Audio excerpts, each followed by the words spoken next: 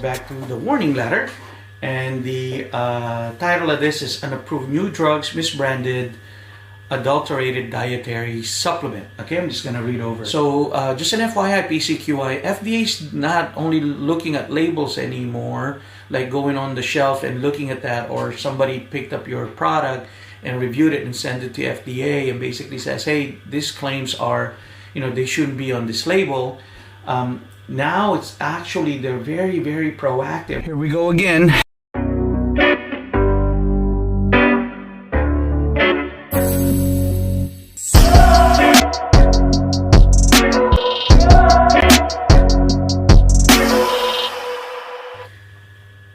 Hello again, PCQIs, and welcome back to our segment. In this video, we're going to be reviewing a warning letter that I received a notification on this morning. So I opened it up, and there are quite a few violations. So we picked one that's related to dietary supplement. So it is called Unapproved New Drugs / Misbranded. Like I always do on these warning letter review read, I omit the person or the company that is addressed to and their product name. I am including the link, or if you'd like, go to fda.gov and basically just search for warning letter. It'll take you and direct you to the database for all the warning letters, for you to review and learn from. Okay, PCQI, let's begin. So this letter was dated April 27th of 2023. It is an amended warning letter, so let me read the definition provided by the FDA. The amended warning letter includes changes to the date of the letter and the name addressee, as well as to the title of the letter and to page headers. The original warning letter was issued to an individual who was no longer employed by the firm at the time of issuance, and a new responsible individual has been identified. No other material changes were made to the amended letter for FDA tracking purposes only. The original warning letter, date of November 10th, 2022, continues to serve as the date of issuance. So in this part, after reviewing this really quickly, I saw that the CEO had left the company, and they have an interim CEO to step in.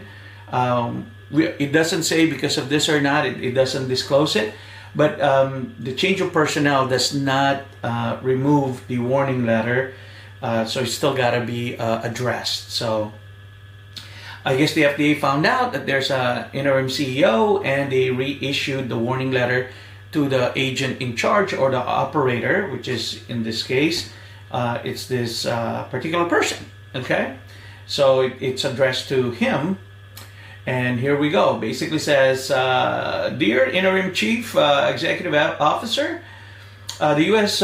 Food and Drug Administration, FDA, conducted an inspection of your facility from April 4th to the April 14th of 2022.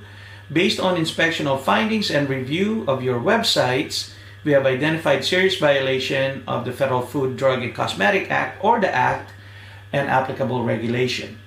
Then you may find the Act and FDA regulation through the links on FDA homepage and then they listed the link. Okay.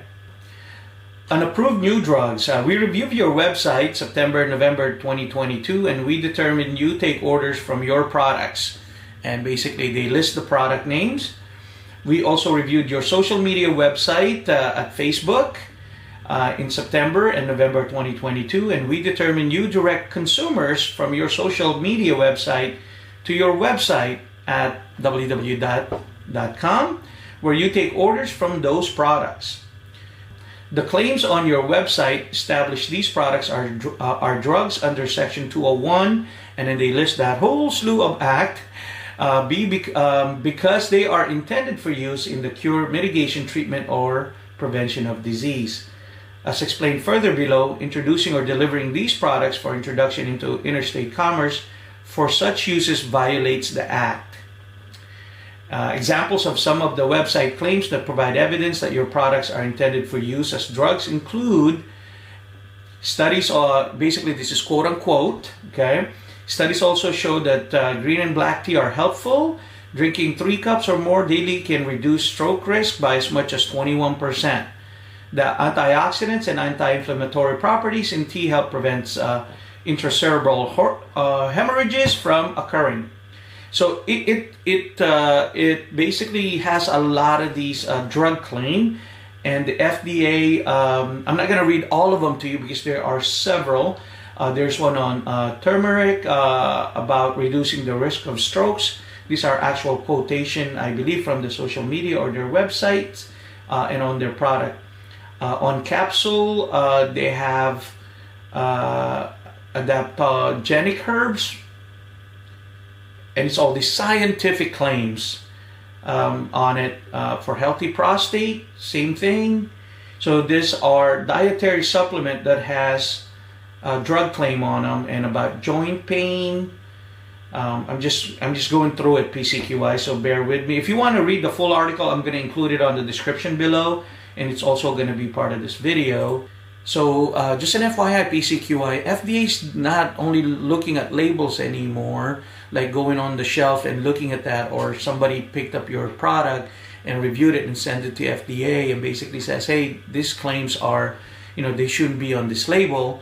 Now it's actually, they're very, very proactive, which is as a PCQI, you really need to take a look at this warning letter. I mean, this is they went through the website and really chopped it up. Okay, so let me read some of these things to you. Okay, here it is. Just kind of the meat of the game here. It says, your products are not generally recognized as safe, which we all know as GRAS, effective for the above reference uses, and therefore the products are new drugs under Section 201 and that whole slew of subsection with the USC code, okay?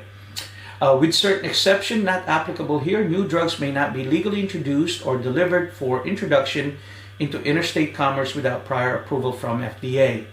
And then they put the, as described in Section 301, and then FDA approves a new drug on these basis of scientific data and information of demonstrating that the drug is safe and effective.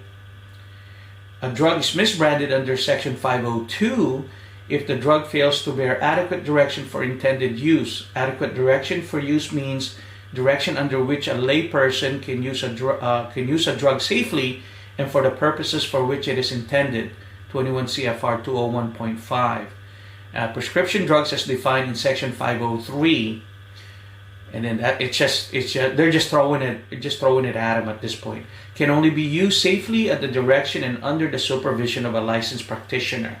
So the FDA, even though this thing is a dietary supplement, because of the claims it's crossing over to the drug side, they're actually using the drug verbiage in the event that this particular product want to be considered as drugs. So if you're looking between the line, this warning letter is actually also redirecting, as a PCQI, your attention to how to do it properly. So these warning letters, guys, they're very, very helpful. You just gotta learn how to dig deep into it, and it tells you what to do. So your products are intended for prevention or treatment of one or more diseases that are not amenable to self-diagnosis, prevention, or treatment without the supervision of a licensed practitioner. Therefore, it is impossible to write adequate directions for a layperson to use your products safely for their intended purposes. Accordingly, the product fails to bear adequate direction for their intended use, and therefore the products are misbranded under Section 502 USC code, okay? The introduction of delivery for introduction into interstate commerce, these misbranded drugs violate Section 301 of the Act and 21 USC 331. Adulterated dietary supplements. FDA's above-mentioned inspection revealed serious violation of the FDA's regulation for current good manufacturing practice in manufacturing, packaging, labeling, or holding operations for dietary supplements under Title 21, Code of Federal Regulation, Part 111, okay? Also known as 21 CFR Part 111. Based on the inspection, we determined that these violations cause certain of your dietary supplement to be adulterated within the meaning of Section 402 of the Act, in that they have been prepared, packed, or held under conditions that do not meet CGMP requirements for dietary supplements. Additionally, even if your product and then they listed the product, were not an approved new drug and misbranded drugs, they would be adulterated under the Dietary Supplement Section 402. So they pointed it out that it's not a drug, right? So it's now a dietary supplement. But the dietary supplement, 21 CFR Part 111, it's not complied with as well. So we have a CGMP issues for the manufacturing. We don't know if the company had gone through a certification audit or whatnot on basically on these requirements, or they just basically failed to perform those CGMP requirements. All right, now they're going to list them right here. Your significant violation of CGMP requirements are as follows. Your firm failed to establish a specification for every point, step, or stage in the manufacturing process where control is necessary to ensure the quality of the dietary supplement, and that the dietary supplement is packed, labeled, specified in the master manufacturing record as required by 21 CFR 111.70 subsection A. Okay. Specifically, you have not established certain required written specification for the components you use in your dietary supplement products or for the finished dietary supplement products as required by, again, 21 CFR 111, and then they list the actual code. You must, among other requirements, establish an identity specification for each component used in the manufacture of a dietary supplement as required by 21 CFR 111. You do not maintain written specification for dietary ingredients, such as the vitamins and the zincs, and they are writing all of the ingredient list. Establish component specification that are necessary to ensure that specification for the purity, strength, and composition of a dietary supplement manufactured using components are met as required by 21 CFR 111. And then they put an example there about the actual specific product.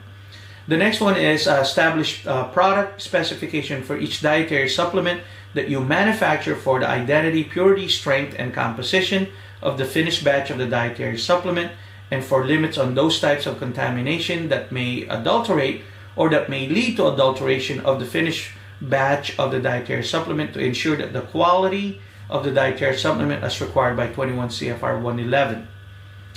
Okay, and they made a slew of example on here because it's specifically for the recipient of the warning letters. It's the product that are listed, and they basically got itemized. And then it says right here, once you have established specification as required by 21 CFR 111, you must verify that the established specifications are met as required. You must also make and keep records for established specification as required with regards to your component and finished product identity specification to the extent you establish identity specifications that are capable of confirming the identity of the components and or finished product as issued through the use of NIR or other laboratory procedures. You must also establish and follow laboratory control processes that are reviewed and approved by quality control personnel, including the use of criteria for selecting standard reference material used in performing tests and examination to determine where your specifications are met. All right. So they actually gave them, hey, this is what you need to do. Here you are, and here's the code on the 21 CFR 111 with the detailed on it. So apparently the previous CEO made a response.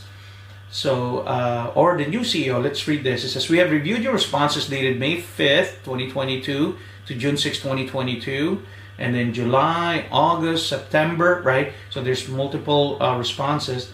In your response, let me see, you provided a copy of the quality testing matrix as a raw material specification. They listed that, and the draft finished product testing against specification sheet.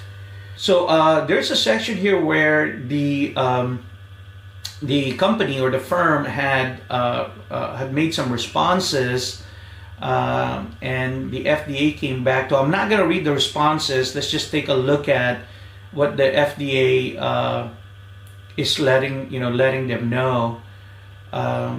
Okay, here's one. The implementation of your finished goods specification is still ongoing. Okay. FDA's comment was, we cannot evaluate the adequacy of your corrective action because you did not provide documentation to support that you have established and made effective that the required components and finished product specification in accordance with 21 CFR 111. There was another one here, says your quality control personnel neither rejected a component or dietary supplement when the component or dietary supplement failed to meet a specification established in accordance with 21 CFR 111, nor did they approve a treatment, an in-process adjustment, or reprocessing as permitted by in 21 CFR 111 as required by 21 CFR 111. Okay, and then they went specifically. Specifically, you established a component specification on microbial load to limit contamination that may adulterate or lead to adulteration of the finished batch of a dietary supplement. And let's see, it says your quality control unit failed to reject this component. In addition, the quality control unit did not approve a treatment, in-process adjustment, or reprocessing that would ensure the quality of the finished supplement. Instead, you reassigned it to another lot number and subsequently incorporated it into various finished product, including certain products in this type of product, that you carried. So they had them listed there. You established component specification on lead to limit contamination that may adulterate or lead to adulteration of the finished batch of a dietary supplement. Your incoming dietary ingredients failed to meet established specification for lead as a contaminant. However, your QC personnel failed to reject the components or approve a treatment, in-process adjustment, or reprocessing as permitted by 21 CFR 111. You stated in your response that you have issued a directive that no OOS material will be used unless a valid rework is found. However, we cannot evaluate the adequacy of this corrective action because you also did not include in your procedures how you plan to evaluate rejected ingredients, and you have not established criteria for valid rework. So we're missing a lot of procedures and SOPs here, PCQI. So here's what I've learned on working with dietary supplement on 21 CFR 111. I've had some great mentor, and I wanted to share this to you, PCQI, is basically having, and this is from a training I received some years ago, that everything needs an SOP. And when I heard that, jokingly, I said, even taking the liner of the trash and disposing of trash, and they basically said yes. So the specific mentor of mine in my younger days was he's very strict on SOPs because he believed if they are written out, especially if they're well written out, it removes all of these headaches. And as I progress through my career, that resonates so much, and now look, I write SOPs, procedures, programs, as well as our team. We have about 40 in our core team that writes these type of programs from all over the world. So this just tells you, PCQI, right? You see, you get written up for procedures. Crazy. All right, let's start again, or let's continue. And then there was another response that was brought up about micro testing. Let me look at it. It says quantification, which now instructs staff to reference your deviation and investigation SOP when OOS results are received. We acknowledge your revised written procedure. However, your response does not address what actions you take or what actions you have taken with personnel to prevent reoccurrence. So on this part right here, there's no training, right? So now they're looking at that part of it. And that's my read on the warning letter anyhow. But, I'm not working with this company, so we don't know what their training process is. Typically for us, when we write what we call our PFLs, which P stands for programs, policies, procedures, or SOPs, and then forms for records, and then we create lessons for training material. So some of our clients, they call them PFTs, T for training materials and whatnot. So when we write these type of, it could be as simple as SOP. I was just making an example about the trash liner. You need to have a lesson for that, so then you can measure the comprehension level of your team. So when you give it to them, and to make sure that they actually, read it or maybe observe a demonstration, and they can actually demonstrate that function as well. So take note of that, PCQI, when you're writing these out.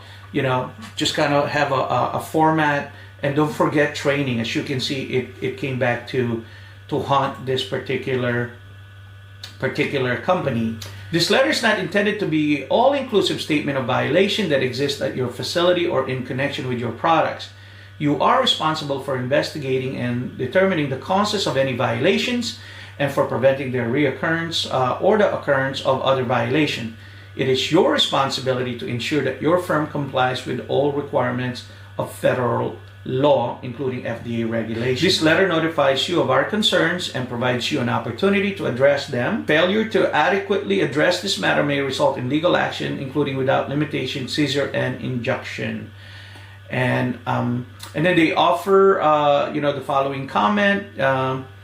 You are conducting identity test by NIR on your multi-ingredient finished product. However, the NIR does not identify the dietary ingredients that are present in the finished product. So that's another one. Okay, so and then they list those out.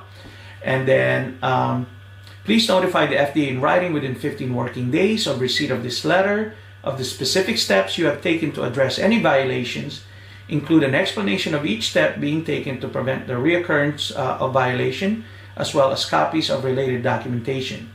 If you cannot complete corrective action within 15 working days, state the reason for the delay and the time within which you will do so. If you believe that your product are not in violation of the Act, include your reasoning and in supporting information for our consideration. Please send your reply to the FDA, address below, attention so-and-so, Mr. Compliance Officer, and a phone number and an email address. Let me end the review here. And once again, PCQI, thank you for joining us in this segment, and we'll see you next time. Have a great day. Contact us. And don't forget to share, like, and subscribe. Thanks again, PCQIs. Have a good one.